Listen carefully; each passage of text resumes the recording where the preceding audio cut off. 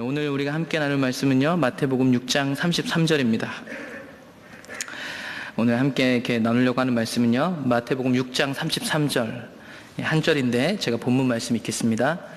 그런즉 너희는 먼저 그의 나라와 그의 의를 구하라. 그리하면 이 모든 것을 너희에게 더하시리라. 아멘. 예. 오늘 본문으로 잡은 말씀은 6장 33절 한 절입니다. 그런데 사실은 이 6장 33절 보다 더 넓게 사실은 말씀을 살펴보려고 그래요. 마태복음 5장부터 7장까지 나와 있는 전반적인 내용들, 그리고 마태복음에서 나와 있는 하나님 나라에 대한 이야기들을 좀 나누려고 합니다. 성경에 보면 하나님 나라에 대한 이야기들이 상당히 많이 나와 있습니다. 예수님이 이 땅에 처음 오셨을 때도 하신 말씀은 예수 믿고 천국 가라라는 말이 아니었습니다. 예수님이 처음 오셔서 한 말씀은 회개하라, 천국이 가까웠느니라 라는 얘기를 하셨습니다. 천국, 하나님 나라, 마태나 다른 복음서 기자들 서로 다른 용어들을 사용하지만 동일하게 하나님 나라라는 이름으로 규정 지을 수 있을 것입니다. 예수님의 비유들을 잘 살펴보시면 다 천국은 마치라고 하면서 그 비유를 시작하므로 예수님은 사역 가운데 하나님 나라에 대해서 수도 없이 이야기했습니다. 그런데 우리는 사실 하나님 나라에 대한 개념보다는 예수 믿고 구원받아야 한다는, 결국 하나님 나라를 이해하기 위해서는 그 이해하기 위한 열쇠가 필요한데 그 열쇠이신 예수를 통한 구원만을 강조하고 하나님 나라에 대해서는 사실은 깊이 생각해 보지 않은 것 같습니다. 오늘 그래서 사실 하나님 나라라는 이야기를 다루려면 상당히 긴 시간과 깊이 있는 이해가 필요한데, 오늘은 가볍게 이 하나님 나라에는 어떤 방향성을 갖고 있고 성경에서 말하는 하나님 나라의 비유들은 어떻게 하나님 나라를 보여주고 있는가, 이런 부분들을 잠시 살펴보려고 합니다. 마태복음 4장 17절에 보면 방금 말씀드렸듯이 천국에 대한 얘기가 나옵니다. 천국, 하나님 나라.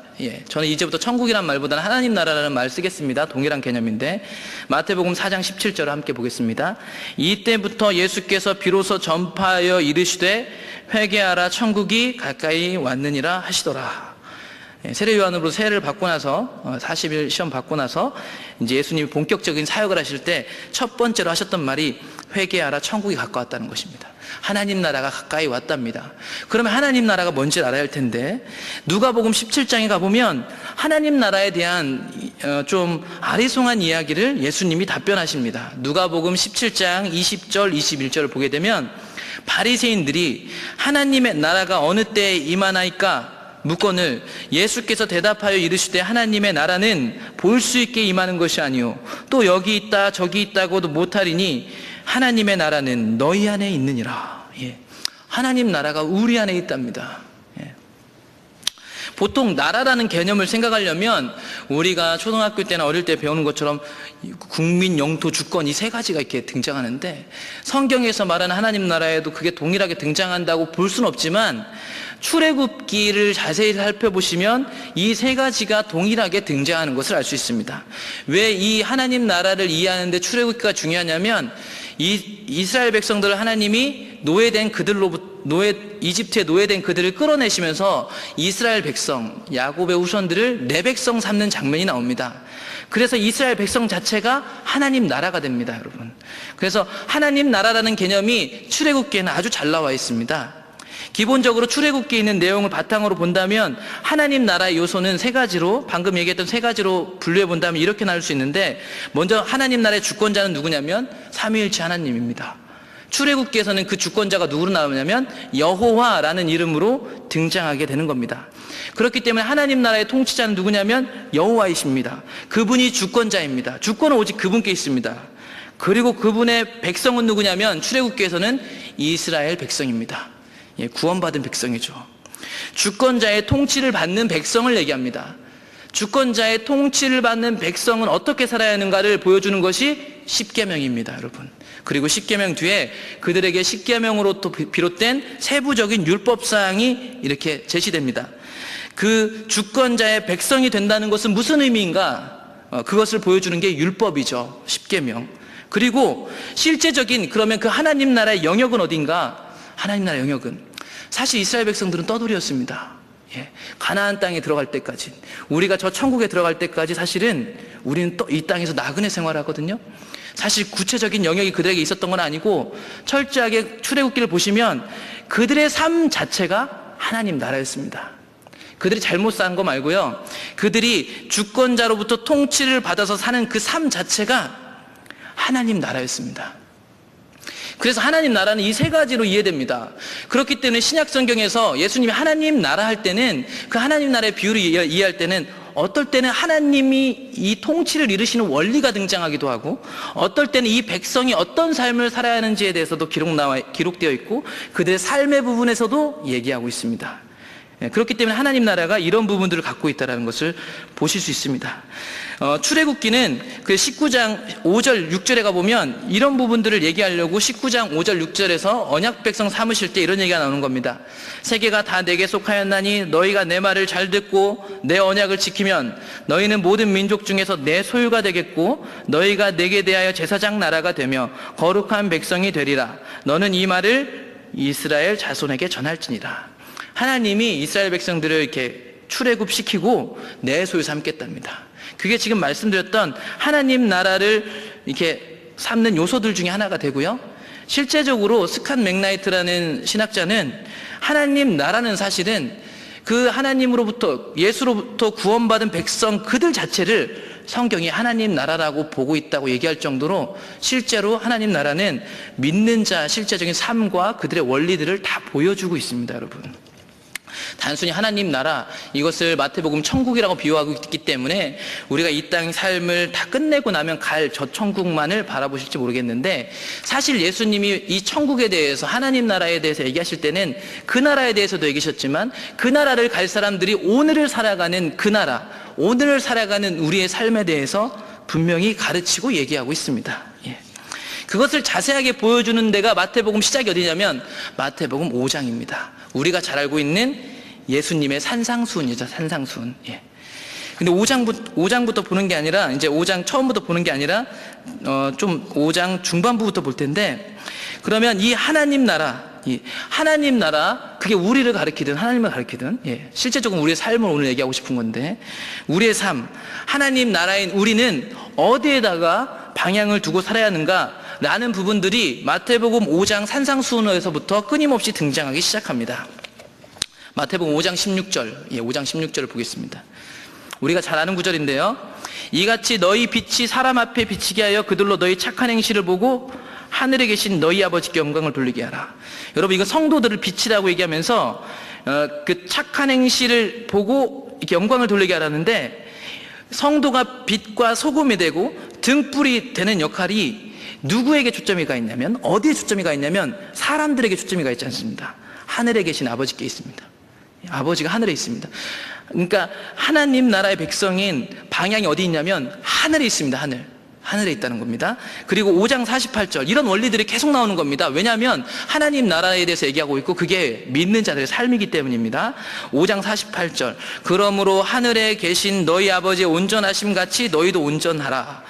우리의 온전함도 사실은 다 우리의 방향성을 어디다 두고 가는 거냐면 우리 인간적인 관점이나 기준이 아니고 하늘에 계신 아버지에게 기준이 있다고 말하고 있습니다. 여러분 6장에 가면 이런 부분들이 더 확연하고 더 구체적으로 나오기 시작합니다. 6장 1절 6장에 가보면 구제, 기도, 금식 여러 가지들이 나와 있는데 하나같이 그 방향성을 하늘에 두고 있다는 것을 알 수 있습니다. 마태복음 6장 1절 사람에게 보이려고 그들 앞에서 너희 의를 행하지 않도록 주의하라. 그리하지 아니하면 하늘에 계신 너희 아버지께 상을 받지 못하느니라. 두 개가 비교해서 나옵니다. 사람에게 보이는 것과 하늘에 계신 아버지께 상 받는 것. 둘 중에 어떤 것을 선택할 것이냐 얘기하는 거죠. 그 중에서 하늘에 계신 아버지께 상을 받는 게 유익하다고 얘기하고 있습니다. 그러니까 하나님 나라 바꿔 얘기하면 우리 구원받은 성도 백성의 방향성은 어디 있냐면 하늘에 있는 겁니다. 하늘. 남을 도와주는 구제에도 게다가 우리가 잘 알고 있는 예수님이 가르쳐 주신 기도, 주기도 6장 10절 보게 되면 나라가 임하시오며 뜻이 하늘에서 이루어진 것 같이 땅에서도 이루어지리라. 하늘에서 이루어진 뜻이 땅에서도 이루어지기 원하는 게 주기도문의 핵심이었습니다. 여러분 주기도문에 여러 내용이 나와요. 근데 저는 사실 개인적으로 주기도문의 주제를 한마디로 하라면 하나님 나라가 임하시는 것 그게 저는 주기도문의 주제라고 생각하고 있습니다. 하나님 나라가 임하는 거. 거기에 분명히 일용할 양식을 주시옵시고라는 말이 나와 있지만 그 일용할이라는 그 단어 자체가 사실 용례가 그렇게 쓰인 그 단어가 마태복음에 거기밖에 안 등장합니다. 그래서 신학적으로 상당히 많은 분쟁들이 있었습니다. 의견 차이들이. 그래서 어떤 사람은 그래 이게 실제적인 우리 하루 양식을 구하는 거다. 어떤 사람은 이 일용할 양식을 어떻게 해석하냐면 일용할은 하루 일용할 양식인데 이 하루 일용할 양식이 어디 나왔냐면 출애굽기에 나왔었습니다. 만나와 메추라기가 하루 일용할 만큼만 하나님이 주셨습니다. 안식일에는 2배를 주셨지만요. 그래서 어떤 사람들은 이 일용할 양식을 주셨고가 단순히 내 필요를 구하는 그런 작은 내 필요를 구하는 건 기도해도 된다 이렇게 보지 않고 하나님 나라를 구하는 것을 말한다고도 얘기합니다. 예. 일용할 양식을 주셨고는 오늘도 이 하루도 주님의 나라가 자기의 삶에 이루어지길 원하는 참 성도의 부르짖음으로 이해할 수 있다고 얘기합니다. 왜냐하면 6장 전체가 마무리 지어갈 때 마지막에 우리한테 먹을 것, 입을 것들을 구하지 말라고 분명히 이야기하고 있기 때문에 문맥상으로도 그게 더 설득력 있어 보입니다. 그리고 주기도문에는 이건 하나 이제 주기도문이기 때문에 나왔는데 이렇게 하나님 나라가 임하는 것에 대해서 얘기하고 또한 뒷부분에 가면 우리가 다른 사람의 죄를 용서해 준 것처럼 우리 죄를 용서하시고 이런 얘기가 나옵니다. 다른 사람 죄를 용서하는 게 나와요. 그러니까 이게 하나님 나라의 원리 가운데 가르쳐준 주기도에 하나님 나라가 임하길 원하는 것 하나와 하나님 나라가 임하는 것과 동시에 다른 사람의 관계에서의 회복, 다른 사람과의 관계적인 측면도 들어가 있습니다. 이것은 사실은 구약 전체에 흐르는 것이기도 합니다. 예, 하나님과의 관계, 다른 사람과의 관계. 주기도문에는 구약에서 나타난 하나님의 원리가 사실은 다 들어가 있습니다. 6장 16절에 가보면 이제 금식에 대해서 얘기할 때도 정확하게 우리의 방향이 땅에 있지 않고 하늘에 있다라고 얘기하고 있습니다. 마태복음 6장 16절, 17절, 18절에 보면 이렇게 나와 있습니다. 금식할 때 너희는 외식하는 자들과 같이 슬픈 기색을 보이지 말라. 그들은 금식하는 것을 사람에게 보이려고 얼굴을 흉하게 하느니라. 내가 진실로 너희에게 이르노니 그들은 자기 상을 이미 받았느니라. 너는 금식할 때 머리에 기름을 바르고 얼굴을 씻으라. 이는 금식하는 자로 사람에게 보이지 않고 오직 은밀한 중에 계신 내 아버지께 보이게 하려 함이라. 은밀한 중에 보시는 내 아버지께서 갚으시리라. 하나님 나라는 그 방향성이 정확하게 하늘에 계신 아버지께 있다는 것을 6장은 계속해서 말하고 있습니다.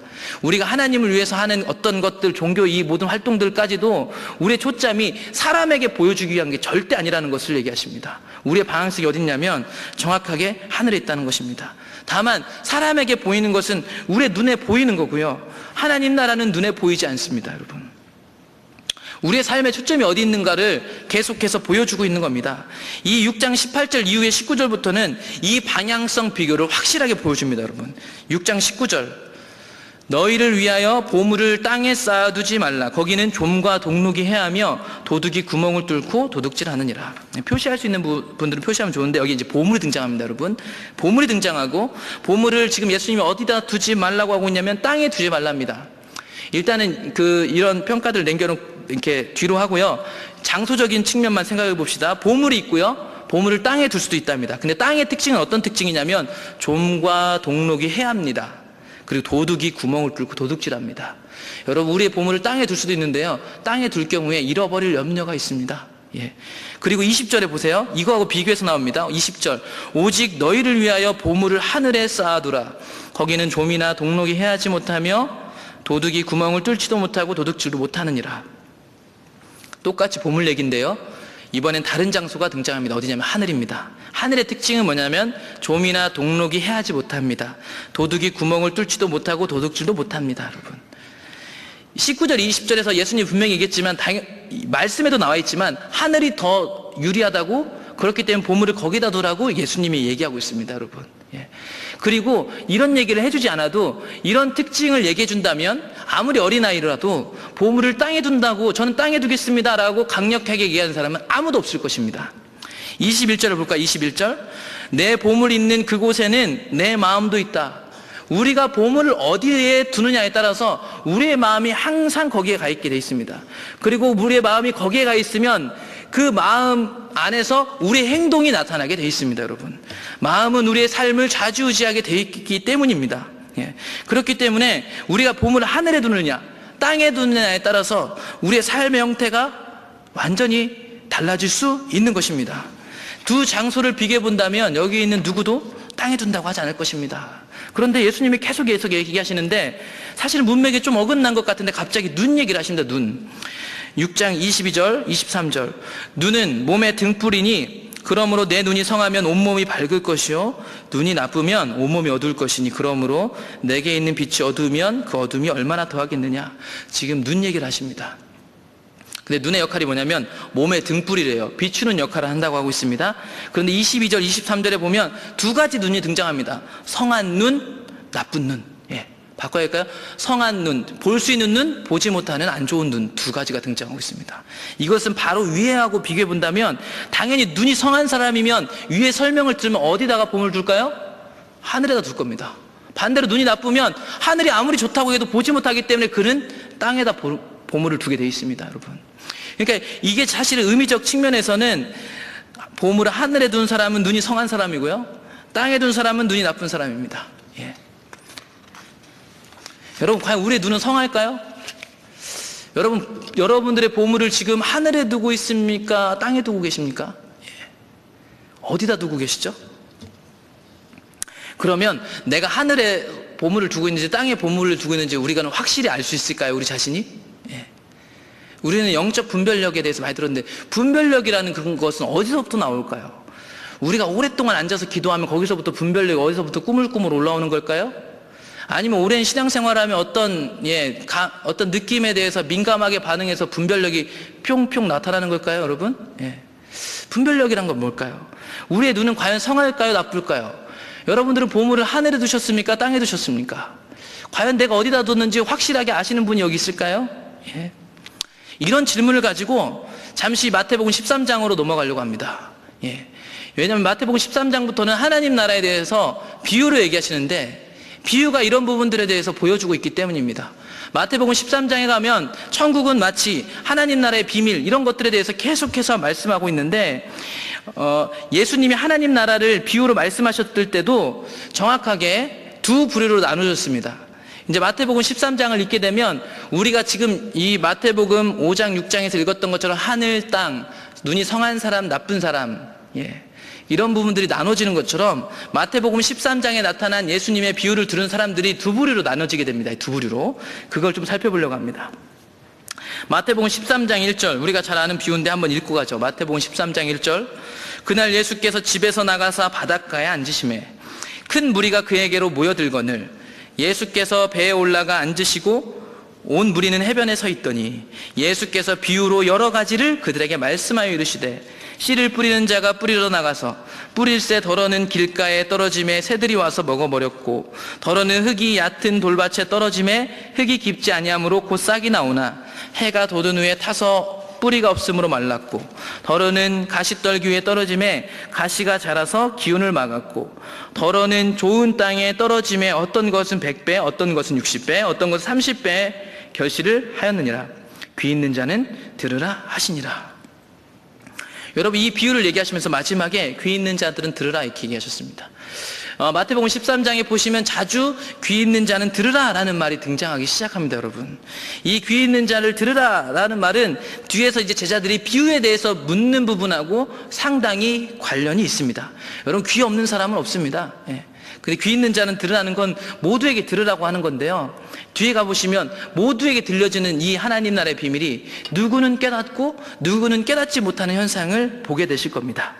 13장 10절, 이 비유를 듣고 제자들이 얘기를 합니다. 제자들이 예수께 나와 이르되 어찌하여 그들에게 비유로 말씀하십니까? 이 비유는 아마도 제자들이 들었을 때도 쉽지 않았던 비유였던 것 같습니다. 그런데 이제 여기서부터 두 부류가 등장하기 시작합니다. 13장 10절에 제자들이 예수께 나와 이르되 어찌하여 그들, 이 그들이라고 지칭되는 무리들이 등장하게 됩니다. 그리고 제자들이 이렇게 나뉘어져서 이 말 속에 이제 등장하기 시작하는데요, 11절을 함께 보겠습니다. 11절. 예수님께서 이렇게 대답하십니다. 대답하여 이르시되 천국의 비밀을 아는 것이 너희에게는 허락되었으나 그들에게는 아니 되었나니. 하나님 나라의 비밀을 아는 것이 여러분, 제자들에게는 허락되었는데 무리들에게는 아니 되었다라고 얘기하고 있는 겁니다. 단순 여기 나와 있는 제자들이 여기 나와 있는 12명의 제자들을 직설적으로 가리키기보다는 하나님 나라에 실제적으로 참여한 자, 자신의 것을 버리고 제자로서의 삶을 살아가는 이들을 지금 가리키면서 두 부류로 나눠진다는 것을 예수님이 설명하는 것 같습니다. 그래서 하나님 나라는 여러분 비밀이래요. 그 비밀을 알 수 있는 방법은 뭐냐면 우리는 알 길이 없습니다. 그것은 11절에 나온 것처럼 허락되는 겁니다. 원어 자체도 수동적인 표현으로 되어 있습니다. 하나님 나라의 비밀을 아는 것은 우리가 알고 싶다고 해서 알아지는 게 아닙니다, 여러분. 그것은 철저하게 그분이 알게 하시는 영역 속에 있는 것입니다, 여러분. 그렇기 때문에 천국의 비밀을 제자들 너희들에게 허락됐는데 그들에게 허락되지 않았다라고 얘기하고 있습니다. 12절에 보시면 그래서 이 하나님 나라의 이 비밀을 아는 것에 대한 법이 일종의 법칙이 등장하는데 무릇 있는 자는 받아 넉넉하게 되고 없는 자는 그 있는 것도 빼앗기리라. 예수님이 하신 많은 비유들에 이런 비슷한 말들이 등장합니다. 하나님 나라의 원리입니다. 비밀을 보는 자는 계속 그 비밀을 봄으로 넉넉하게 되고 그 비밀을 보지 못하는 자는 이 당시 이 무리들은 사실 유대인들을 가리키는데 그들이 붙잡고 있는 종교심으로 인식했던 하나님에 대한 것마저도 이들은 빼앗기게 될 거다라는 것을 얘기하고 있습니다, 여러분. 여기서 나오는 무리들은요, 그 당시 대부분 주류가 예수님의 이 설교를 듣는 대부분 무리들로 규정되는 사람들이 주 부류는 다 유대인들이었다는 얘기예요. 구약 성경에 나왔던 언약 백성, 그 이스라엘 백성들의 후예라는 것입니다. 바꿔 얘기하면 오늘날로 치면 믿는 자들, 예수님 좀 안다고 하는 사람들에게 지금 예수님이 이런 이야기를 하고 있는 겁니다. 하나님 나라에 대한 비밀. 그들은 구약 성경을 머리 깊숙이 우리보다 잘 알고 있었을 텐데 그들이 하나님 나라를 모르고 있다라고 지금 예수님이 얘기하고 있는 거죠. 그러면서 13절, 그러므로 내가 그들에게 비유로 말하는 것은 그들이 보아도 보지 못하며 들어도 듣지 못하며 깨닫지 못함이라. 이 말만 보면 그들이 듣지 못하고 깨닫지 못하니까 내가 비유로 얘기하는 거야 라고 보여지지만 사실은 이게 꼭 그렇게만 볼 수 없습니다. 번역본들이 여러 개 얘기하는데 그들이 못 깨닫기 때문에 쉽게 하려고 비유로 얘기한 거다, 이런 말을 13절에 담고 있는 것 같지는 않습니다. 다만 이 13절의 말을 어디서 인용해 온지를 예수님이 14절에서 가르칩니다. 14절, 15절 마태복음 이렇게 얘기합니다. 이사야로부터 인용해 온 건데 이사야의 예언이 그들에게 이루어졌으니 일렀으되 너희가 듣기는 들어도 깨닫지 못할 것이요 보기는 보아도 알지 못하리라. 이 백성들의 마음이 완악하여져서 그 귀는 듣기에 둔하고 눈은 감았으니 이는 눈으로 보고 귀로 듣고 마음으로 깨달아 돌이켜 내게 고침을 받을까 두려워함이라 하였느니라. 지금 이사야의 이 말을 가져온 거예요. 이 말은 사실은 그들이 하나님의 외침 속에서도 돌이키지 않는 그들의 태도를 이렇게 표현해 놓은 겁니다. 그래서 이 말을 이사야 인용해 온 그 자리, 이사야 6장 9절에서 가서 보면 읽지는 않겠는데 그 뒤에 보시면 그들이 고침을 받을까 두려우니까 이렇게 오히려 막 숨기는 것처럼 얘기하십니다. 그런데 6장 9절에 가보면 하나님이 분명히 이사야한테 얘기합니다. 여호와께서 이르시되 가서 이 백성에게 이르기를. 이사야 6장 10절에 가보면 이렇게 얘기하거든요. 이 백성의 마음을 둔하게 하며 그들의 귀가 막히고 그들의 눈이 감기게 하라. 이사야한테 하나의 명령한 건 뭐냐면 이건 비밀이니까 걔네들한테 절대 알리지 마 라는 의미를 담고 있는 말이거든요. 그런데 신기한 거는 6장 9절에서 하나님이 가서 얘기해 주라고 하고 있다는 거예요. 그러면 이것을 하나님은 숨기려고 하는 게 아니라 그들을 돌이키기 위한 외침이었고, 이런 표현들은 그런 외침에도 불구하고 듣지 않으려는 그들의 타락함, 하나님을 떠나 있음을 표현한 것입니다. 이 부분을 왜 살펴보냐면 지금 비유에 대한 얘기가 이렇게 길어요. 근데 이 비유가 하는 역할이 뭐냐면요, 이 비유를 통해서 1차적으로 하나님 나라라는 보이지 않는 공간과 보이지 않는 그 정체가 이 사람들에게 쉽게 들려졌습니다, 여러분. 쉽게 들려졌는데요, 누구는 깨닫고 누구는 깨닫지 못하는 이상한 결과를 초래했습니다. 그래서 이 비유를 통해서 가르치시는 하나님 나라의 특성 중에 하나가 뭐냐면, 하나님 나라는 여러분 모두에게 개방되어 있습니다. 귀 있는 사람은 모두가 들을 수 있습니다. 비유라는 것은 쉽게 설명하기 위해서 풀어서 한 얘기입니다. 그런데 신기한 것은 제자들에게 얘기했듯이 허락된 자들만 그 비밀을 깨달을 수 있는 폐쇄성이라는 성질이 같이 존재하고 있습니다, 여러분. 여러분, 어쩌면 우리가 개방성 안에만 머물러 있을지 모릅니다. 하나님 나라가 우리 안에 열려 있다라는 이론을 받아들이고 우리가 하나님 나라라고 착각하고 있을지 모릅니다. 왜냐하면 하나님 나라는 허락된 자들에게만 보여지는 비밀을 품고 있는, 그 비밀을 볼 수 있는 자들에게만 허락된 영역이 있는 폐쇄성을 분명히 갖고 있기 때문입니다. 비유가 하는 역할이 정확히 그 역할이었습니다. 여러분 다만 한 가지 이사야 6장 9절 10절 이후에 있는 이 내용들을 살펴보면, 이 하나님 나라의 접근성, 개방성에도 불구하고 그들이 깨닫지 못하는 그 자리에 놓여 있었던 것은 하나님을 떠나 있었더라는 것하고 매우 밀접한 연관이 있다 정도를 우리는 살펴볼 수 있습니다. 여러분, 우리는 하나님 나라의 개방성과 접근성 앞에 가까이 있는 자입니까? 아니면 그 비밀을 깨닫고 하나님 나라를 소유한 자입니까? 하나님 나라는 참 신기합니다. 다 듣고 자기가 하나님 나라 동의할 수 있습니다. 그런데 하나님으로부터 허락받아서 그 비밀을 보는 사람만 보고, 그 사람은 그 비밀로 인해서 계속 넉넉하게 얻게 될 거고요, 많은 열매를 맺게 될 거고요, 이 마태복음 13장이 얘기하는 비유처럼요, 열매를 맺을 거고, 그 비밀을 깨닫지 못하는 사람은 그마저도 빼앗기게 될 거라고 얘기하고 있습니다. 그러면서 마태복음 13장 16절에 매우 의미 있는 이야기가 나옵니다. 우리 13장 16절 이거 함께 읽어보겠습니다. 시작.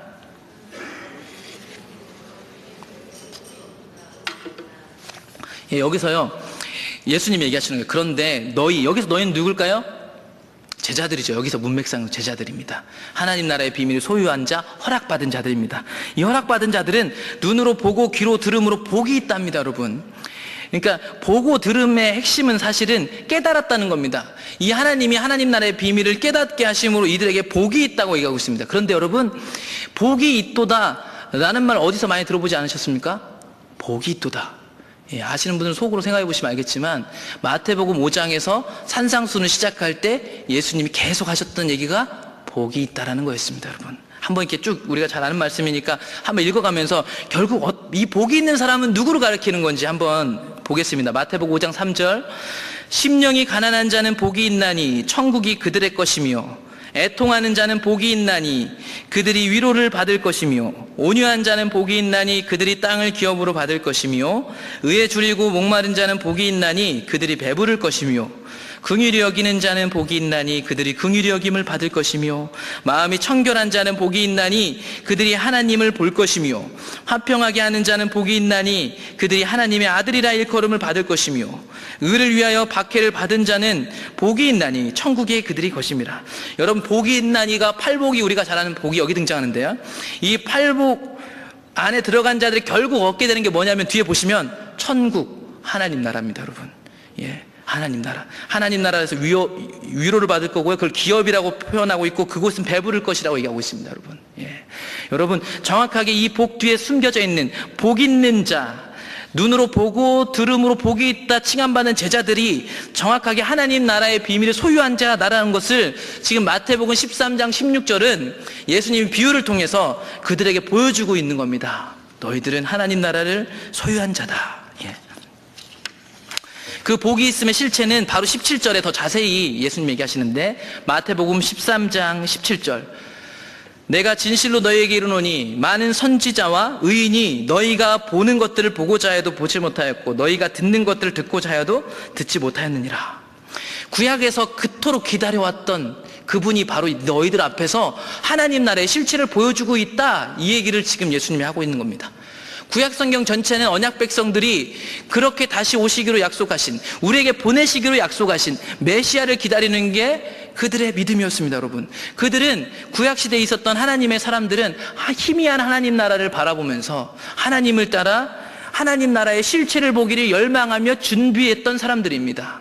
그 준비를 통해서 예수님이 하나님 나라의 문을 열어주려고 직접 열쇠가 다셔서 여기 오신 겁니다. 그 하나님 나라의 실체를 보는 너희들은 복이 있도다라고 지금 예수님이 얘기하고 있는 겁니다. 여러분, 우리가 하나님 나라의 비밀, 그 실체를 그분으로부터 허락받은 자는 복이 있습니다. 여러분, 그게 복이 있는 자입니다. 여러분, 우리가 허락받아서 여러분들 비밀을 보고 있습니까? 이런 질문들을 사실 해보셨습니까? 우리 안에 끊임없이. 그런데 성경을 보게 되면, 성경은 사실 우리에게 기준을 말하지만 그 기준을 가지고 너가 어떤 부류고 어떤 부류다라고 얘기하는 게 아니라 우리에게 질문을 던집니다.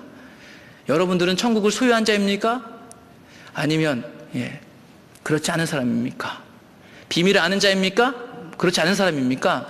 지금 예수님의 설교 자체가요, 이 말씀 자체들이 다 질문 던지는 거예요, 여러분. 질문. 우리의 보물 땅에 뒀는지 하늘에 뒀는지 이제는 우리가 답해야 돼요. 우리 안에 있는 주님 안에서, 그 주님 앞에서 그것에 대해서 답해야 한다는 것입니다.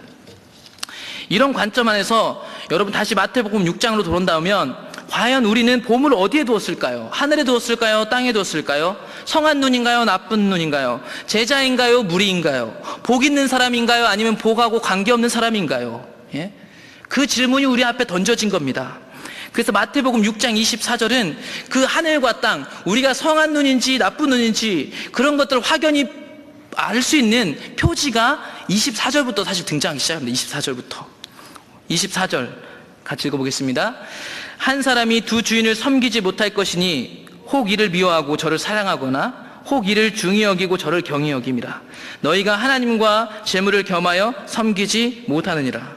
여러분, 여기서 또 하나님과 재물이 비교해서 나오네요. 그러면 하늘, 성한 눈, 그런 사람은 하나님이 주인일 겁니다. 땅, 나쁜 눈, 재물이 그들에게 주인일 겁니다. 근데 이 주인의 개념을 명백하게 예수님이 가르쳐 주십니다. 이것도 사랑하고 그것도 사랑하는 것은 아니다라고 분명히 얘기하고 있습니다, 여러분. 여기까지만 하더라도 그러면 이 얘기를 듣고 우리가 어디다가 방향성을 두고 있는지 살펴봐야 할 텐데, 여러분, 하나님이 여러분의 주인이십니까? 아니면 재물이 주인이십니까? 여기까지 또 헷갈릴까봐 그 다음 25절부터 예수님이 얘기하십니다. 25절. 그러므로 내가 너희에게 이르노니 목숨을 위하여 무엇을 먹을까, 무엇을 마실까, 몸을 위하여 무엇을 입을까 염려하지 말라. 목숨이 음식보다 중하지 아니하며 몸이 의복보다 중하지 아니하냐. 여러분, 재물이 주인인지 하나님이 주인인지 알 수 있는 장면이 등장하는데, 재물을 25절에는 먹고 입고 마시는 것으로 표현해놨네요. 먹고 입고 마시는 일로 염려하는 사람은 보물을 땅에 둔 사람이라고 얘기하고 있는 겁니다, 여러분. 우리 안에 하나님 나라 백성으로 살아가는 데 있어서 환난과 참음과 이 땅에서 경제활동은 필요한 겁니다, 여러분. 근데 그것이 우리에게 염려로 다가온다면 그 사람은 분명히 땅에 소망을 준 사람입니다. 보물을 땅에 둔 사람이고요, 눈이 나쁜 사람입니다. 하나님 나라를 모르는 사람입니다, 여러분. 여러분, 우리를 주도하고 있는 먹고 사는 모든 문제가 우리에게 염려로 다가온다면 우리가 하나님 나라를 소유한 사람이 아닌 상태인 거예요, 지금. 우리는 어쩌면 앞부분에 제가 지금 설명했던 이 추상적인 거, 추상적이지만 성경이 분명히 말하고 있는 하나님 나라, 하늘과 땅, 이 부분, 내가 성한 눈인가 나쁜 눈인가, 이것에 대해서 고민을 엄청 많이 했거든요.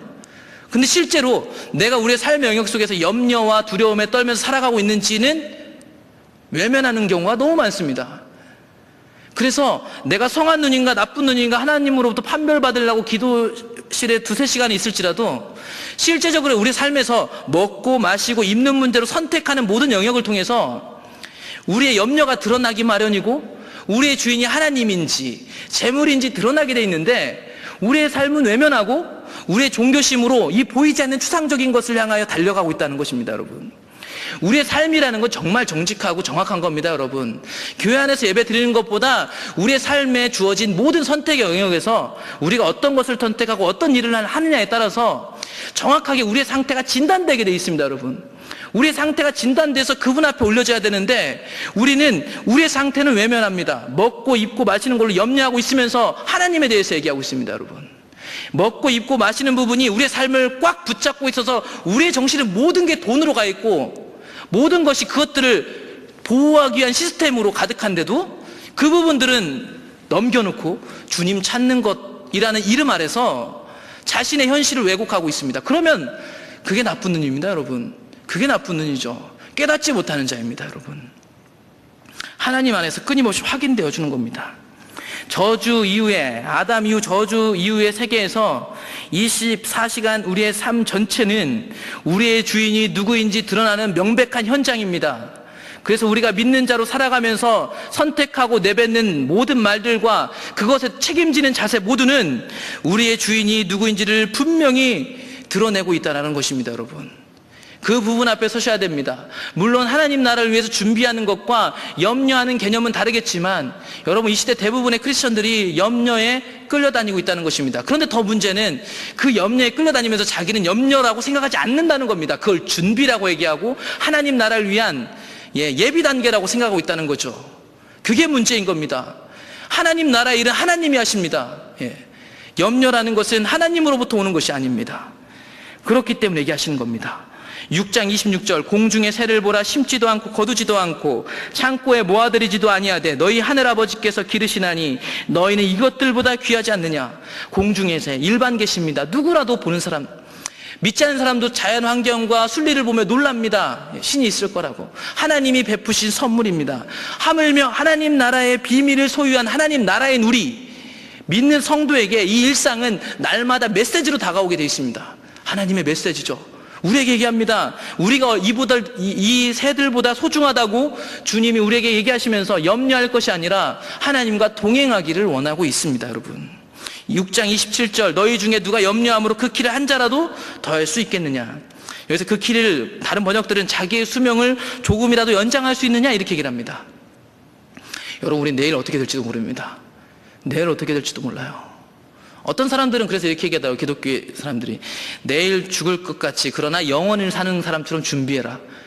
말이 되게 멋있거든요. 사실은 말이 되게 멋있는데 사실 우린 내일을 몰라요. 여러분, 오늘 하루 하나님 앞에서 판단받기도 버거운데요, 우리가 영원을 사고 이 땅에 영원한 교회를 세울 것처럼 애쓴다고요?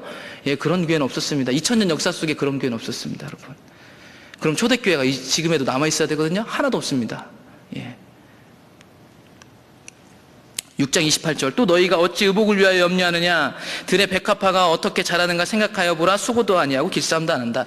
이 들의 백합화, 염려하지 말라는 것들을 일반 계시를 통해서 하나님 나라 백성에게 말해주고 있습니다. 여러분, 우리의 일상이란 건 주님과 동행하면서 끊임없이 이 일반 계시들이 우리에게 그냥 단순히 일반이 아니라 구원받은 우리에게는 날마다 하나님의 외침으로 들려옵니다. 우리에게 염려하지 말고 그분께 맡기라고 외침으로 들려지는 겁니다. 6장 29절, 그러나 내가 너에게 말하노니 솔로몬의 모든 영광으로도 입은 것이 이 꽃 하나만 갖지 못하였다. 여러분, 이 들의 백합화를 무엇으로 예수님이 얘기하시냐면 솔로몬도 이 꽃 하나에 견줄 만큼 아름다운 옷은 입어보지 못했다 이렇게 얘기하고 있습니다. 열왕기상 10장 이하에 보게 되면 솔로몬의 부귀영화가 나와요. 여러분, 그 솔로몬 부귀영화가 이 꽃 하나에 견줄 만큼 아름다운 옷을 입어보지 못했다라고 얘기하고 있습니다. 그러면서 6장 30절 얘기합니다. 우리 6장 30절 함께 읽어보겠습니다. 시작. 오늘 있다가 내일 아궁이에 던져지는 들풀도 하나님이 이렇게 입히시거든 하물며 너희일까 보냐. 믿음이 작은 자들아. 하물며 피로 값주고 사시려고 대신 아들을 보내신 하나님이 인간을 어떻게 하겠습니까, 여러분? 심지어 이 얘기를 듣는 이 당시보다 더 확실해진 하나님 나라를 소유한 게 우리란 걸 아시나요? 이 제자들보다 우리는 더 우리 안에 하나님 나라를 소유한 받은 성령이 역사하시는 그 상태에서 지금 이 메시지를 듣고 있거든요. 여러분, 하물며 어떻겠습니까? 그런 우리에게 예수님 말씀하십니다. 믿음이 작은 자들아. 그러므로 6장 31절, 염려하여 이르기를 무엇을 먹을까, 무엇을 마실까, 무엇을 입을까 하지 말아라. 왜냐하면 32절, 이는 다 이방인들이 구하는 것이라. 너희 하늘 아버지께서 이 모든 것이 너에게 있을 줄을 아시느니라. 하나님 다 알고 계시답니다. 여러분, 우리가 이 땅에 살아가면서 하고 있는 걱정과 고민은 염려입니까? 아니면 하나님 나라라는 정체성을 갖고 있는 우리가 그 하나님 나라로 사는 것입니까? 그 하나님 나라가 우리 가운데 이루어지기를 원하며 하나님 나라로 살고 있는 준비입니까? 아니면 우리가 하나님 나라를 위해서 애쓰는 발버둥, 아니면 우리의 염려입니까? 단순히 먹고 입고 마시는 문제가 나오면 단순히 돈 문제로만 생각하시는데 그 이상의 것일 수 있습니다. 여러분, 먹고 입고 마시는 문제를 지금 예수님이 얘기하시는 것은 우리 자신에 대해서 얘기하는 겁니다. 아담 이후로 패역한 인간은 누구라도 자기 자신의 보신, 내 안전을 추구할 수밖에 없습니다. 여러분, 내 안전을 추구하는 일은 우리를 염려에 빠지게 됩니다. 우리를 불안에 빠져들게 하죠. 그래서 자기 자신의 뜻, 자기 관점으로 이 땅 가운데 자신을 보호하고 살아가기 위해서 우리는 항상 분주하고 두려워합니다. 여러분 정확하게 구약 성경에 보면 사울은요 초대 왕이었습니다. 초대 왕이었어요. 대단한 사람이죠. 그런데 그 사람이 자기 자원으로 자기 마음대로 제사 지내고 그 뒤로부터 이 사람이 자기 분주함에 쫓겨다녔습니다. 염려로 있었습니다. 하나님이 삼으신 왕인데요 항상 염려에 쫓겨다녔어요. 그래서 그 사람이 정신병 걸렸잖아요. 일종의 염려가 그렇게 만드는 거예요. 신기한 건 사무엘상을 잘 보시면 왕은 사울이거든요. 쫓겨다니는 건 누구였습니까? 다윗이었어요. 근데 사무엘상을 잘 읽어보시면 사무엘상 전체 이야기가 계속 무슨 얘기를 하냐면 분명히 우리가 읽으면 왕은 사울 왕이고 다윗은 쫓기는 사람인데 계속 다윗이 왕같이 보입니다.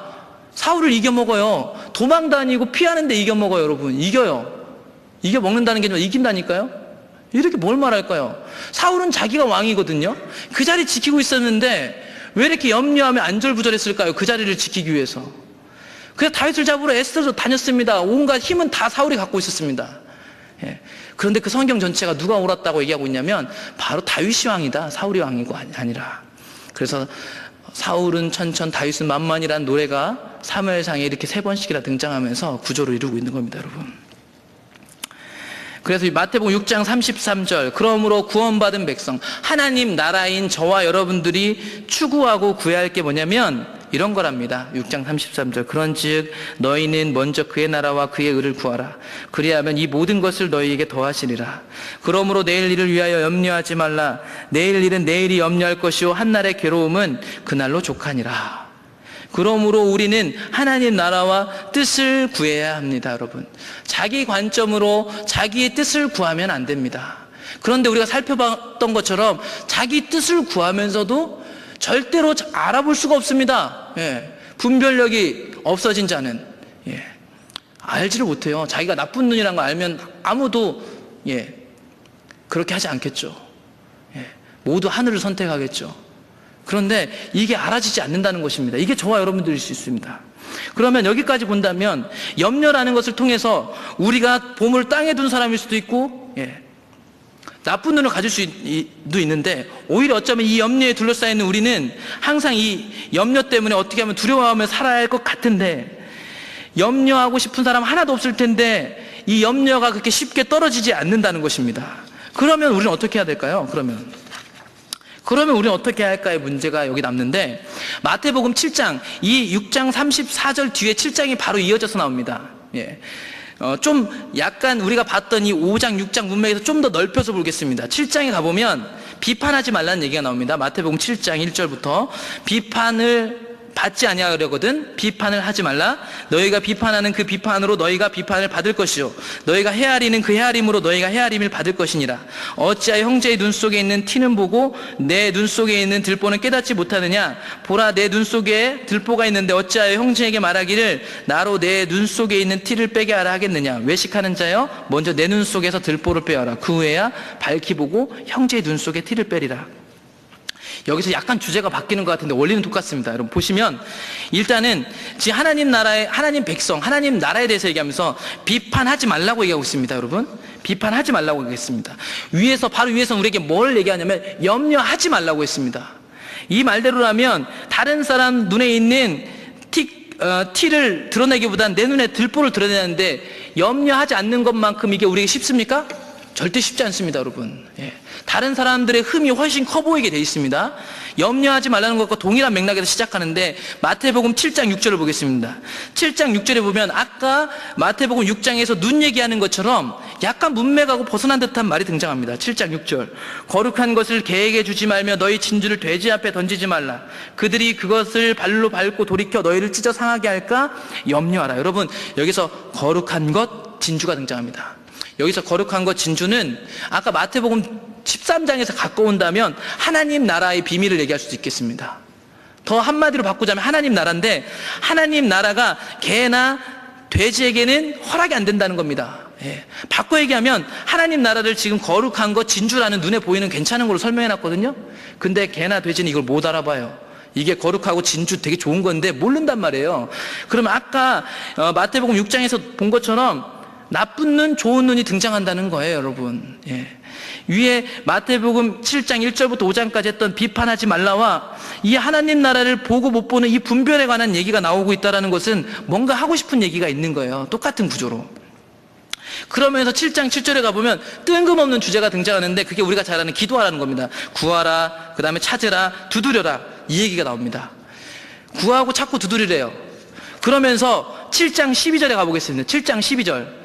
7장 12절에 가보면 이 비판하지 말라라는 이 말이 한 문맥으로 엮여질 때 마지막 결론이 뭐냐면 그러므로 무엇이든지 남에게 대접을 받고자 하는 대로 너희도 남을 대접하라. 이것이 율법이요 선지자니라.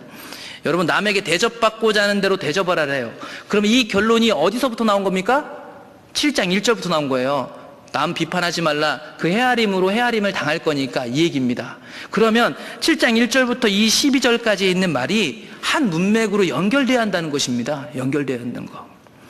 그렇기 때문에 이 마태복음 7장 1절부터 5장까지 있는 다른 사람 눈에 있는 티를 보지 않는 건 쉽지 않은데 그 일들을 하라고 얘기하고 있는데 7장 6절에 보는 것처럼 어떤 사람은 그 하나님 나라의 비밀을 소유한 자로 그렇게 할 수도 있고 그렇지 하지 못할 수도 있다. 어떤 사람은 개와 돼지로 그 하나님 나라를 모르고 어떤 사람은 그 하나님 나라의 거룩함, 진주를 보고 가치를 알아보는 사람이다. 두 부류가 등장하는 겁니다.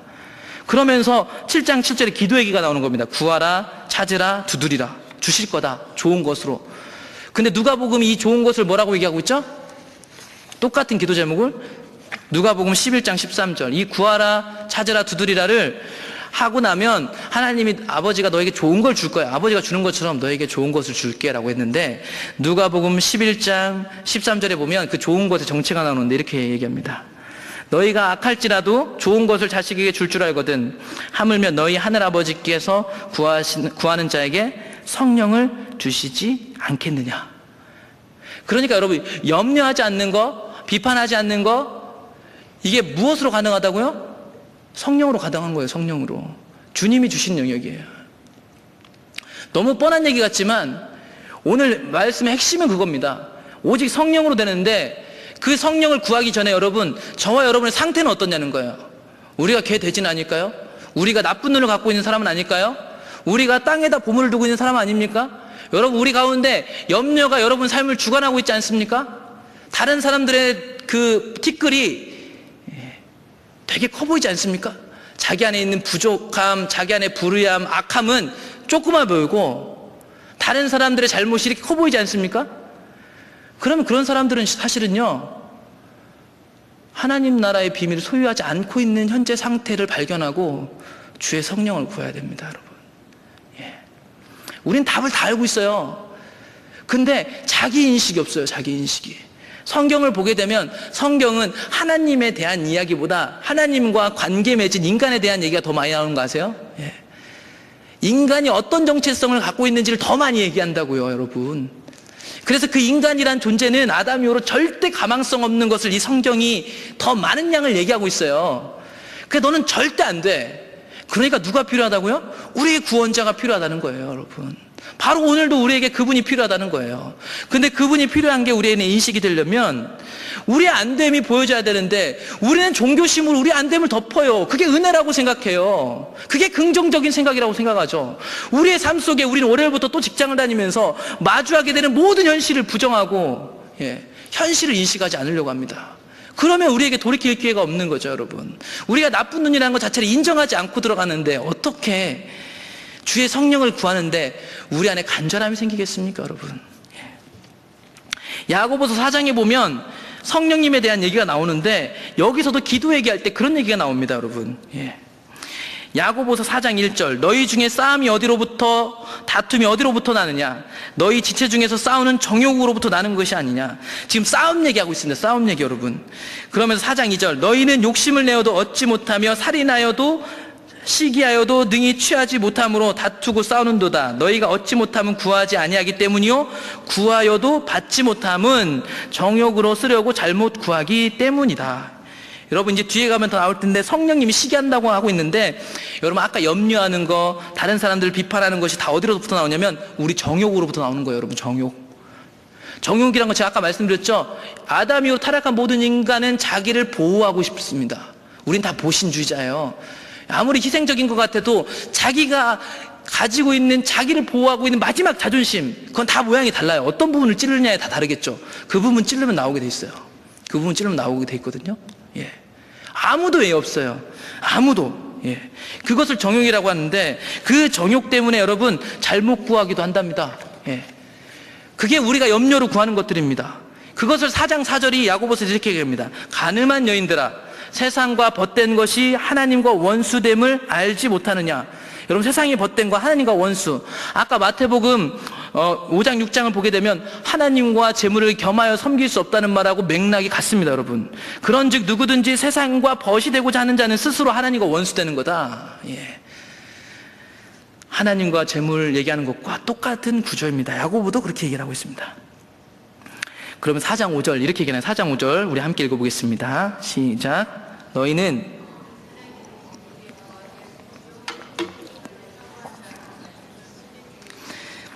이 하나님과 원수 되려고 하는, 세상이 벗되고자 하는 우리를 위한 정욕을 깨뜨리고 시기 하시는 분이 있습니다. 그게 누구냐면 성령이라고 하고 있습니다. 성령이. 우리 안에 계신 성령이 하시는 일은 뭐냐면, 내가 세상과 벗되려고 하는 것, 그것과 끊임없이 싸우시는 분이 우리 안에 성령이라고 얘기하고, 그걸 질투라는 이름으로 기록해 두었습니다. 여러분, 그래서 다른 번역본들은 이렇게 얘기해요. 하나님께서 우리 안에 거하게 하신 성령이 우리를 시기하기까지 사랑하신다. 이게 성경 말씀에 나와 있는데, 이게 어디서 나온 말이냐면 여러분, 출애굽기 20장에서 나온 말이에요. 십계명에서 출애굽기 20장 5절, 이 말씀을 야고보가 인용한 겁니다. 그것들에게 절하지 말며 그것들을 섬기지 말라. 나 내 하나님 여호와는 질투하는 하나님인즉 나를 미워하는 자의 죄를 갚되 아버지로부터 아들에게로 3, 4대까지 이르게 하거니와. 하나님의 질투, 하나님의 시기를 출애굽기에서 가져왔습니다. 출애굽기를 잘 읽어보시면 아실 겁니다. 출애굽기에 나와있던 하나님의 사랑, 그 질투는요, 자기 백성에 대한 열렬한 질투입니다. 그 백성이 하나님 외에 다른 것들을 섬기는 걸 절대로 용납하지 않습니다. 예. 그걸 용납하는 신은 가짜 신이죠, 당연히. 예.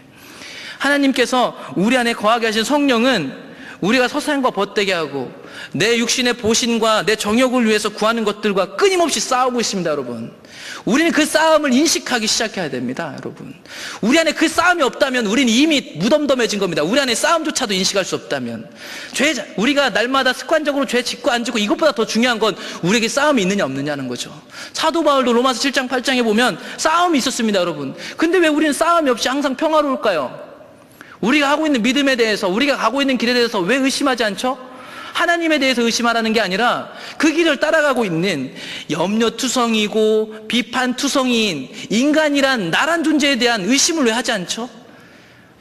그래서 하나님께서 성경을 통해서 끊임없이 우리의 믿음을 실험해보라고 했습니다. 테스트해보라 했습니다. 그건 하나님을 테스트하라는 게 아닙니다. 여러분, 자신을 테스트하라는 것입니다. 우리의 삶에서 보여지는 모든 선택에 영향해서 테스트하라는 것입니다. 그런데 우리는 마음 편하자고 어쩌면 그냥 덮어버리고 있는지는 생각해 본 적 없으십니까? 예. 우리는 그런 존재인데요. 성경에 나오는 사람 다 그랬는데요. 예. 우리가 받은 교육이 우리를 안전을 보장해 줄 수 있답니까? 우리가 받는 조직신학과 공부하는 어떠한 것들이 이 구약성경에서 받았던 사람들보다 대단한 게 아니에요, 절대로. 예? 해 아래 새 것이 없어요, 여러분. 우리가 이 시대에 깨닫고 다시금 재조명되는 진리들은 이미 과거에 수많은 사람들이 더 깊게 연구하고 바라봤던 거고, 실제로 그들은 살았고, 그 비밀을 발견하던 자들 때문에 2000년 역사가 있었는데도 여전히 교회가 살아있어요, 여러분. 예. 근데 오늘날 우리가 발견한 어떠한 것들이 새롭고 귀하다? 예. 귀하죠. 귀한데 주님보다 귀하지 않습니다, 여러분. 그리고 그 주님 앞에선 자신을 인식시키지 않는 그것은 또 다른 율법주의자와 신바리새인을 만들어내는 것에 지나지 않을 수 있습니다, 여러분. 예. 마태복음 13장에 가보면 우리가 아까 읽었던 13장에 읽었던 비유에 대한 설명이 납니다. 이 하나님 나라를 보는 데 있어서, 하나님 나라를 살아가는 데 있어서 성령이 너무나도 중요한데, 이 성령의 시기, 성령님의 질투하심과 상반되게 부딪히는 요소들이 있습니다. 하나님 나라를 보지 못하고 하나님 나라를 소유하지 못하게 하는 것들, 그 요소들이 등장합니다. 바꿔 얘기하면 하나님 나라를 깨닫지 못하게 하는 유형들이 마태복음 13장, 우리가 아까 읽었던 씨 뿌리는 비유에서 등장한다는 것입니다. 그 마태복음 13장 18절에 가면 예수님이 씨 뿌리는 비유에 대해서 설명해 주십니다. 그런즉 씨 뿌리는 비유를 들으라. 13장 19절. 아무나 천국 말씀을 듣고 깨닫지 못할 때는 악한 자가 와서 그 마음에 뿌려진 것을 빼앗나니 이는 곧 길가에 뿌려진 자요. 여러분, 만약에 우리가 하나님 나라를 소유하지 못했고 우리가 깨닫지 못하고 있다면 그 깨닫지 못하게 하는 요소 중에 하나가 뭐냐면 악한 자가 빼앗아 간다는 것입니다. 여러분, 여기서 악한 자는 정확히 사탄을 얘기합니다. 요한복음 8장 44절에서도 예수님은 종교 지도자들을 향해서 얘기했습니다. 너희는 너희 아비 마귀에게서 났다. 너희 아비의 욕심대로 너희도 행하고자 하느니라. 그는 처음부터 살인한 자요, 진리가 그 속에 없으므로 진리에 서지 못하고 거짓을 말할 때마다 제 것으로 말하나니 이는 그가 거짓말쟁이요 거짓의 아비가 되었습니다. 여러분, 마귀가 우리 안에 하나님 나라를 소유할 수 없도록 빼앗아 간다는 거, 그리고 실제로 성경에서는 마귀의 실제적 역사에 대해서 끊임없이 얘기한다는 거. 그런데 우리가 예수 믿고 구원받았다고 우리 마귀에 대해서 경계하지 않는다는 거, 정말 무서운 일 아닙니까? 만약에 우리가 예수님 믿고 이제 마귀로부터 아무 영향도 받지 않았다면 서신서에서 깨어있으라는 얘기 할 필요 없고요, 마귀를 조심하라고 절대로 얘기할 필요가 없습니다. 끊임없이 우리한테 깨어있으라고 했던 거는 우리가 느끼든 느끼지 못하든 어둠의 존재가 실제적으로 역사하고 있다는 겁니다. 문제는 그 어둠이 본인이 어둠인데도 모를 수 있다는 거예요. 어둠에 장식당하고 이 마귀가 우리를 쥐고 흔들어도 우리가 모를 수 있다는 겁니다. 여기서 마귀는 그 당시 종교 지도자들이에요, 여러분. 그 종교 지도자들이 자기가 악한 영에 시달려서 그렇게 하고 있다고 생각했겠습니까? 절대로 그렇게 생각하지 않았을걸요. 예수님을 죽인 것은 자기들이 생각한 하나님 나라의 열심으로 죽인 거예요, 여러분. 예. 우리 안에 악한 자가 있을 수 있다는 겁니다. 요한복음 13장 2절. 아까 제자들로 언급됐던 사람 중에 한 명인 가룟 유다. 마귀가 벌써 시몬의 아들 가룟 유다의 마음에 예수를 팔려는 생각을 넣었다. 예. 참 신기하죠. 예. 고린도서 11장 13절. 그런 사람들은 거짓 사도요 속이는 일꾼이니 자기를 그리스도의 사도로 가장하는 자들이니라. 이것은 이상한 일이 아니니라. 사탄도 자기를 광명의 천사로 가장하나니 그러므로 사탄의 일꾼들도 자기를 의의 일꾼으로 가장하는 것이 또한 대단한 일이 아니니라. 그들의 마지막은 그 행위대로 되리라. 여러분, 사탄의 일꾼들이 있답니다. 우리가 하나님의 백성으로 빛의 역할을 한다면 사단의 앞잡이가 돼서 어둠을 역할하는 실제 가르치는 자들과 사람들이 있을 수 있다는 겁니다, 여러분. 실제로. 여러분, 분란을 일으키는 게 아니라 사도 바울은 끊임없이 교회를 향해서 얘기를 했어요. 교회에다가 사도 바울이 이 편지를 쓰는 거 무슨 얘기입니까? 그 교회 지도자들 중에 사탄의 일꾼들이 있다라는 것입니다, 여러분. 예. 그 얘기는 그 교회에 정말 분열을 가져올 수도 있는 매우 무서운 얘기였는데 그가 왜 했을까요, 여러분? 왜 했을까요? 예. 실제로 그런 일들이 있었다라는 것입니다, 여러분. 우리의 가치관, 생각, 가르침, 그게 정말 하나님으로부터 온 건지 우리는 분별해 봐야 됩니다. 그리고 그게 성경적으로 검증되어져야 됩니다. 끊임없이 우리는 물어야 됩니다. 왜냐하면 우리 인간이란 존재는 절대로 신뢰할 수 없는 존재이기 때문입니다. 맹목적으로 덮어두고 믿으라는 것은요, 그게 성경적인 믿음이 절대 아닙니다, 여러분. 예. 야고보서 4장 6절을 볼까요? 4장 6절에서도 마귀 얘기가 나옵니다. 우리가 방금 읽었던 기도 뒤에 나옵니다. 그러나 더욱 큰 은혜를 주시나니 그러므로 일러스되 하나님이 교만한 자를 물리치시고 겸손한 자에게 은혜를 주신다 하였느니라. 그런즉 너희는 하나님께 복종할지어다. 마귀를 대적하라. 그리하면 너희를 피하리라. 하나님을 가까이 하라. 그리하면 너희를 가까이 하시리라. 죄인들아 손을 깨끗이 하라. 두 마음을 품은 자들아 마음을 성결하게 하라. 여러분, 이 두 마음 품은 자 여러 가지 얘기를 하면서 마귀를 대적하라고 분명히 얘기하고 있습니다, 여러분. 마귀를 대적하라고 하고 있어요. 우리 안에 실제로 역사할 수 있습니다. 제 안에도 역사할 수 있습니다. 예. 우리는 경계해야 됩니다. 깨어있어야 됩니다. 그래서 야고보서 4장 9절에 보면, 근데 신기한 거 이런 얘기를 하면서 4장 9절에 어떤 얘기 나오냐면 겸손 얘기가 나오면서 이렇게 얘기해요. 슬퍼하며 애통하며 울지어다. 너희 웃음을 애통으로 너희 즐거움을 근심으로 바꿀지어다. 주 앞에서 낮추라. 그리하면 주께서 너희를 높으시리라. 그럼 주 안에서 우리를 낮춰야 되는데요, 그 낮춤하고 관계된 걸 4장 9절을 보시면 슬퍼하고 애통하랍니다. 즐거워하지 말고 근심하랍니다. 여러분, 하나님 안에서 하나님 나라를 살아간다는 것이 이 땅에서 이 성령과 내 안에 있는 내 보신, 입고 먹고 마시는 안전을 추구하는 것과 싸운다는 게 결코 쉬울까요? 절대 쉽지 않습니다. 성경에서 말하는 자유와 기쁨은 이 전투를 치른 자에게 주시는 하나님의 은혜를 말하는 것이지, 그냥 내가 예수님 믿으니까 내 마음대로 되고 나는 항상 즐겁고 나는 모든 걸 초월한 사람처럼 된다? 절대 그 얘기가 아닙니다. 성경은 분명히 적극적으로 고난을 받으라고 얘기하고 있고, 믿는 자가 이 땅에서 고난의 삶을 살 거라고 분명히 얘기하고 있습니다. 그러나 그 싸움 뒤에는 우리에게 은혜 되신 십자가 보혈이 우리에게 있기에 우린 영원한 나라로 향해 달려가는 순례자의 삶이기 때문에 그게 기쁨일 뿐인 것이 예수님 믿어서 내 마음대로 되고 환난이나 어둠이 없고 무조건 즐겁기만 하다 그런 얘기가 아닙니다, 여러분. 오히려 하나님 나라를 보는 자라면 오늘날 이 시대를 교회를 보면서 아무렇지도 않게 교회를 나오고 아무렇지도 않게 설교를 할 수 있겠습니까, 여러분? 우리가 진짜 믿는 자라면서 우리끼리 하하호 떠들 만큼 이 시대가 정말 아름답고 하나님 뜻대로 되어지고 있습니까? 어쩌면 우리는 주일날 교회 모이면 하루 종일 울어도 시간이 부족할 것 같은데요. 우리끼리 웃고 떠들고 좋아하고 있습니다. 어느 시대나 하나님 떠난 시대에 교회 안에 그런 메시지와 그렇게 우리 멤버십을 강조하고 우리 팀워크를 강조하면서 우리들끼리의 즐거움을 과시했습니다. 그 즐거움으로 우리들의 사역을 과시했습니다. 어느 때고. 그게 하나님을 떠난 시대에 나타났던 일들입니다.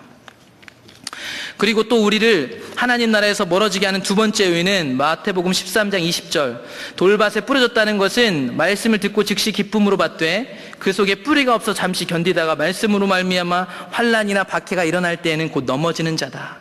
환난이나 박해에 의해서 우리가 하나님 나라 백성으로 성령과 부딪히면서 그 나라를 살게 하는 데 있어서 얘가 방해한다는 거예요. 환경, 내 주변의 어떤 것들이, 상황이나 환경이 우리를 흔들고 있다는 겁니다. 여러분, 상황이나 환경이 흔들리고 있을 수 있습니다. 그게 우리 안에 있는 하나님 나라를 경험하지 못하게 가로막고 있습니다. 13장 22절은 아까 6장에 나왔던 말씀을 또 얘기하고 있습니다. 마태복음 13장 22절 가시떨기에 뿌려졌다는 것은 말씀을 들으나 세상의 염려와 재물의 유혹에 말씀이 막혀 결실하지 못하는 자다. 아까 마태복음 6장에서 나왔던 얘기입니다. 염려. 그 염려하는 자는 눈이 나쁜 자입니다. 그게 하나님 나라를 못 보게 해요. 하나님 나라하고 상반된 이미지로 등장하는 거예요. 반대로 하나님 나라를 소유한 자, 깨닫는 자는 마태복음 13장 23절 좋은 땅에 뿌려졌다는 것은 말씀을 듣고 깨닫는 자니 결실하여 어떤 것은 100배, 어떤 것은 60배, 어떤 것은 30배가 되느니라 하시더라. 여러분, 우리 삶에 열매가 있습니까? 우리 안에 실제적인 열매가 있나요? 여러분, 우리가 다른 사람한테 나눔하거나 얘기할 때 열매라고 얘기하는 것들이 진짜 하나님 관점에서도 열매일까요? 여러분? 그런 생각 해보셨나요? 누군가에게 뿌듯하게 하나님 나라 일입니다라고 얘기했던 그 일이 정말 하나님 나라 일일까요? 성경에 나왔던 그 수많은 사람들은 우리가 이렇게 경험하고 있는 하나님 나라를 몰라서 바리새인들이나 그들은 그렇게 했을까요, 여러분? 우리는 설교마다 바리새인 얘기를 엄청 많이 하는 것 같은데 여러분, 우리가 바리새인이라고는 생각 안 해보셨나요? 그래요, 내가 바리새인이야 이렇게 이렇게 신세 한탄하듯이는 해봤을지 모르겠지만 진짜 이 가슴 안에서 있잖아요. 내가 진짜 그 바리새인이구나 라는 턱 막히는 게 오나요? 안 오잖아요, 여러분. 심각한 거예요, 우리 상태가. 지금 마태복음 13장은 이 신천지에서도 많이 쓰는 비유인데요. 이 비유가 결국 하고 싶은 거는 우리에게 메시지를 던지는 거예요. 여러분, 이 밭이 있답니다. 여러분은 어떤 밭인가요? 이렇게 예수님이 묻고 있는 거예요. 그러면 그것 안에서 여러분들이 성령 안에서 대답하셔야 돼요. 말씀은 기준은 다 얘기해 줬어요, 성경이. 기준을 얘기했고요. 기준 가운데 얘기를 안 해요. 여러분 어떤 밭입니까, 현재? 그 어떤 밭이신지 주님께 대답하래요, 지금. 그게 우리가 해야 할 문제라니까요. 사실은 성경은 우리에게 끊임없이 질문을 던지거든요. 그 질문에 대해서 우리 각자가 주님 안에서 답변해야 돼요. 답변을 하지 않아요. 그냥 여기서 답을 찾아요, 답을. 하나님은 길과 진료, 생명 되신 예수만 답으로 전했어요. 나머진 그 길과 진료, 생명 되신 예수를 전하고 하나님 나라를 보여주고 우리한테 자꾸 질문을 던져요. 하나님 나라 비밀을 소유한 자인지 아닌지, 구원받은 백성인지 아닌지, 그 질문을 여러분들에게 구하고 있단 말이에요, 주님이. 여러분들이 그거에 답변을 하셔야 주님이, 우리의 보증 되신 성령이 내 상태를 진단해 주시지 않을까요, 여러분? 내가 지금 어떤 상태라고. 그래서 그 성령이 보증해 주시고 내게 오셔서 말씀하실 때 우리 안에 애통함이 일어나고 진짜 회개가 일어나고 주 앞에 울부짖으며 기도할 수 있지 않을까요, 여러분?